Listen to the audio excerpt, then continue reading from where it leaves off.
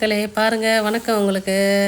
நான் இன்றைக்கி என்ன சொல்ல போகிறேன்னா பாருங்கள், நம்ம ரொம்ப சுறுசுறுப்பாக இருந்து அங்கேயே வேலையை பார்க்க போகிறோன்னு நினச்சி நான் ஒரு வேலையை பார்த்து விட்டு வந்தால் மாடு வாங்கணும்னு சொன்னீங்களா. மாடு நம்மளுக்கு சரிப்பட்டு வராதுன்ற மாதிரி முடிவு பண்ணியாச்சுன்னு நினைக்கிறேன்.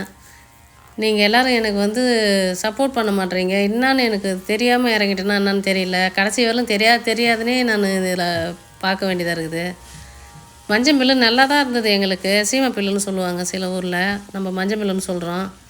பாருங்கள், அது 8 மாடு வச்சுருக்குறோம். 8 மாட்டுக்கு கால்காணி போட்டிருக்குறோம். பத்தலை. அது யூரியா போடுறாங்க, தண்ணி இறைக்கிறாங்க, என்னென்னமோ பண்ணுறோம். அதெல்லாம் பார்த்தாலும் அது சரியாக எங்களுக்கு வரல. என்ன பண்ணுறதுன்னு தெரியல. வைக்கப்பில்லு போட்டாலும் மாடு பால் கறக்காது பெருசாக. ஒரு மாடு 2 மாடு 3 மாடு கறக்குது. அந்த 2 மாடு 3 மாட்டுக்கு மட்டும் போட்டால் மற்ற மாடு அப்படியே எதிர்பார்க்குது.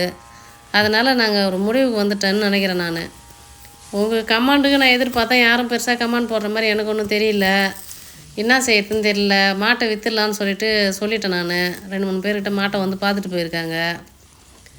மாடுலாம் ஒரு மாடு சாப்பிட்டு ஒரு மாடு பட்டினியாக இருந்தால் நம்மளுக்கு அது பிடிக்கல மக்களே.